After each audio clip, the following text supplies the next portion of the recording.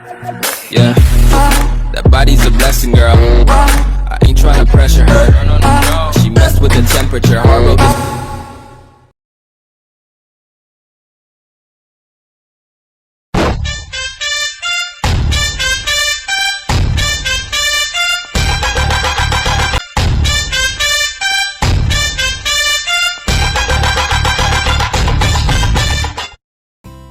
ঐ বিকাশ অসমত এতিয়া কি চলি আছে ঐ আৰে অসমত এতিয়া কি চলি আছে তই নাজান নেকি আমাৰ যে সেই আশুজদাৰ বগেনভিলিয়া গীতটি চলি আছে তই গমেই পোৱা নাই বগেনভিলিয়া এই বগেনভিলিয়া বস্তুটো কি আৰে বগেনভিলিয়া পা ফুল হয় ইনষ্টাগ্ৰামটো অপেন কৰিলেই চোন দেখা পাওঁ আৰু এই ফুলজোপাত সকলোৱে ৰিলছ বনাই থাকে দেখোন বগেনভিলিয়া আৰে সকলোৱে যদি ৰিলছ বনাই আছে আমিও এটা ৰিলছ বনাই দেও না কি ক ভাই আৰে বনাবি কেনেকৈ আমাৰ ঘৰত দেখোন সেই জোপা ফুলেই নাই আৰে থাকিবনো কেনেকৈ আমাৰ দেখোন গাৰ্লফ্ৰেণ্ডে নাই গাৰ্লফ্ৰেণ্ড নহ'লে বোলে এই জোপা ফুল নাথাকেই কি কৰিবি ইয়াৰ আমাৰ যে দিনে বেয়া পিছে আমাৰ ছিংগাৰ ক'ত তাক দেখোন বহুত দিন দেখাই পোৱা নাই সেইটো আহিছে ৰ আমাৰ বাথৰুম ছিংগাৰ হেল্ল' ফ্ৰেণ্ডছ আৰে কি খবৰ বহুত দিনৰ মূৰত লগ পালোঁ বে পিছে এই ভৰ দুপৰীয়া তই ক'ৰ পৰা আহিলি ভৰ দুপৰীয়া মানে মই নলবাৰী ষ্টুডিঅ'টোৰ পৰা আহিলোঁ অকণমান মানে নতুনকৈ আকৌ গান এটাৰ কাম আৰম্ভ কৰিছোঁ তাৰ কাৰণে আহিলোঁ আকৌ অকণমান সিদিনা যে তোক প্ৰগ্ৰেম এখন ৰাখি দিছিলোঁ জালুকবাৰীত পিছে কেনে হ'ল সেইখন সেইখন প্ৰগ্ৰেম কিন্তু একদম ছুপাৰ হৈছে ভাই মানে মই অকণমান চাউণ্ডৰ প্ৰব্লেম পাইছোঁ হ'লেও ঠিকেই আছে বাকী চব পিছে তহঁতি ভাত পানী খালি নে নাই খালো আচ্ছা বাৰু মই গৈয়ে থাকোঁ দেই মানে বহুত দেৰি হ'ল আৰু ভোকো লাগিছে তহঁতক সন্ধিয়া লগ পাম হ'ব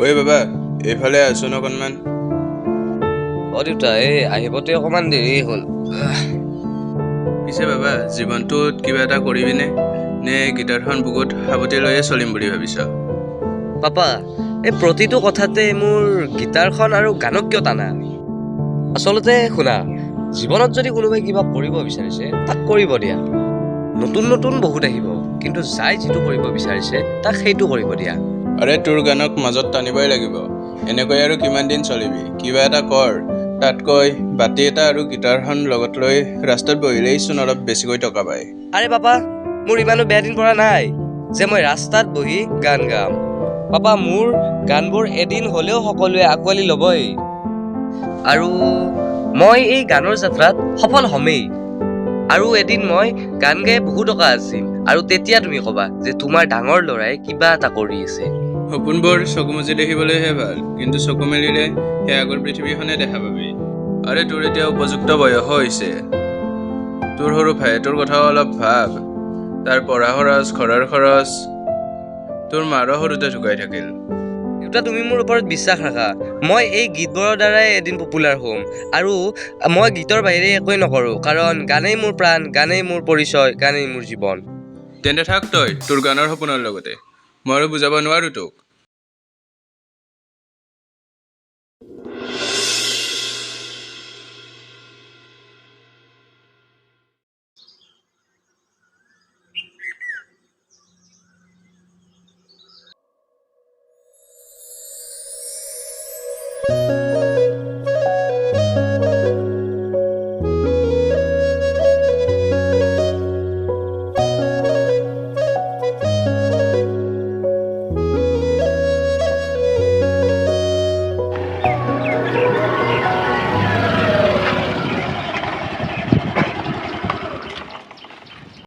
হেল্ল' ছাৰ মই যাই পামেই আৰু অকণমান আছে আপুনি বেচিছখন লৈ আহিব ঠিক আছে বাৰু হ'ব দিয়ক আপুনি আহক তেতিয়াহ'লে দিয়ক আহক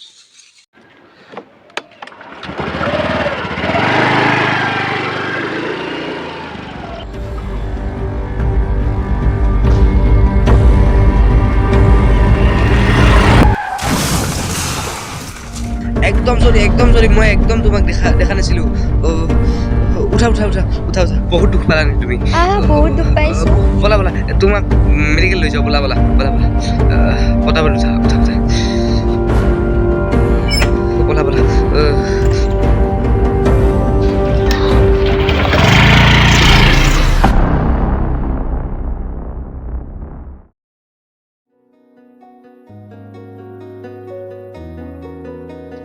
ৰ'বাচোন ৰ'বা তোমাৰ যদি বেছিকৈ কিবা প্ৰব্লেম হয় তুমি মোক ফোনটো কৰি কিনে কৈ দিবা পিছে মই ক'ম কেনেকৈ আচ্ছা তুমি মোক নম্বৰটো দিয়া তোমাৰ কোৱা 64692219 ঠিক আছে হ'ব দিয়া বোলা মই তোমাক ফোনটো কৰি দিম তুমি মোক কৈ দিবা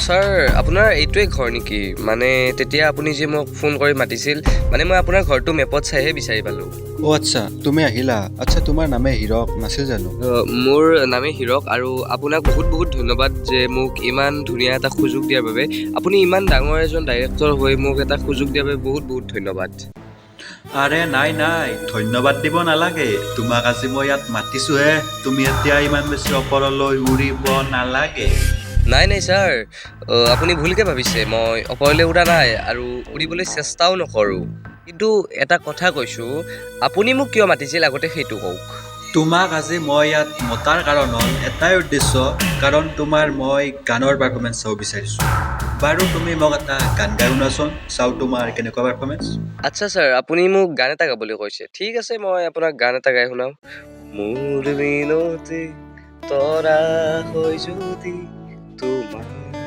আকাশ চুব মোৰ এই গান যদি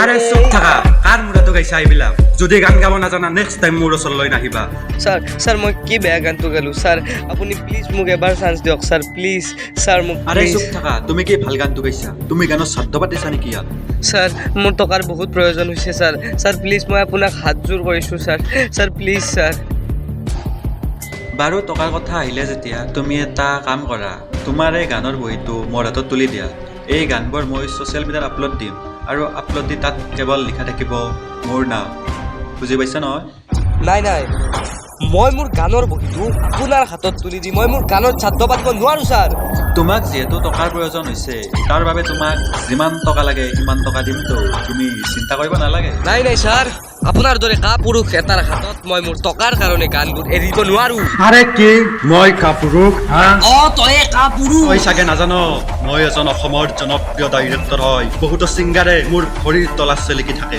যাতে মোৰ লগত অলপ হ'লেও গান গোৱাৰ সুযোগ পায় মই কাৰো ভৰিৰ তলা চেলেকা মানুহ নহয় ভাইৰেল হ'ব লাগিলে নিজেই ভাইৰেল হ'ম আৰু মই এদিন হ'লেও ভাইৰেল হ'ম মোৰ বিশ্বাস আছে বুজিলি নহয় তই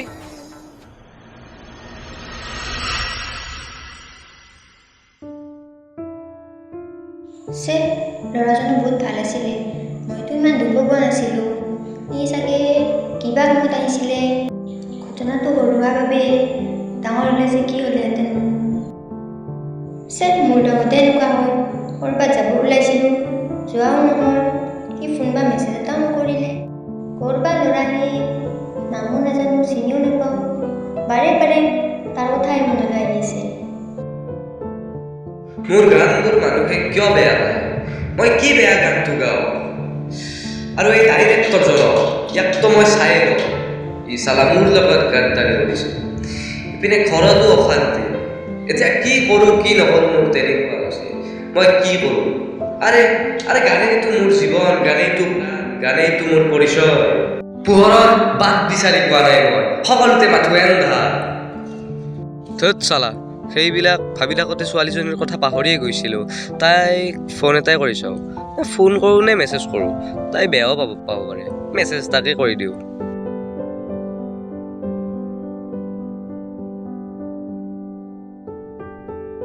আৰু এনেকৈ মই তাইক এটা মেছেজ কৰিলোঁ তুমি ভাল পালানে নাই আৰু তাইও তেতিয়া মেছেজটো পাই বহুত আনন্দ হৈছিল আৰু তাইও মোক ৰিপ্লাই কৰিলে যে আগতকৈ মই বহুত ভাল পাইছোঁ এনেকৈ আমি দিয়কে বুজিবলৈ ল'লোঁ।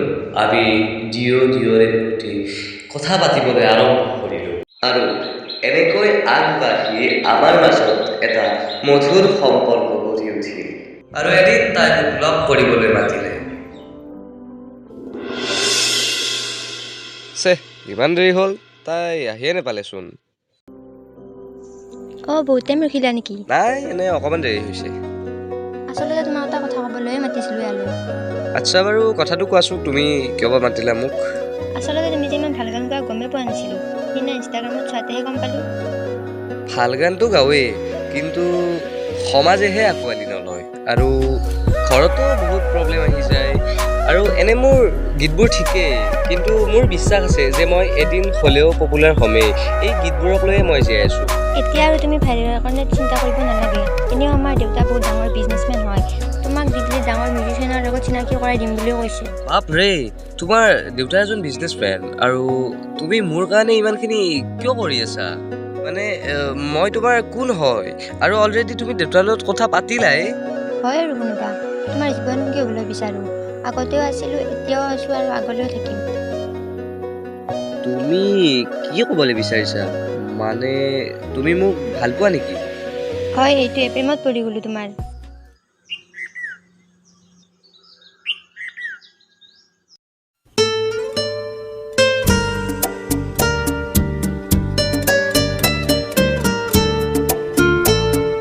ঐ কুকুৰ, পুৱাই কি বজাই আছ এইখন? আজি এইখন ভাঙি পেলা। প্লিজ বাবা, তুমি এনেকুৱা নকৰিবা। প্লিজ বাবা, এইখন নাভাঙিবা বাবা। এইখন মোৰ প্ৰাণ হয়, মই তোমাক হাত জোৰ কৰিছোঁ বাবা। বাবা প্লিজ। চাও দে, কিমান এখন বজাই থাক। এইখনে তোৰ সকলো আহিছে নেকি? আজি এখন ভাঙি পেলাম।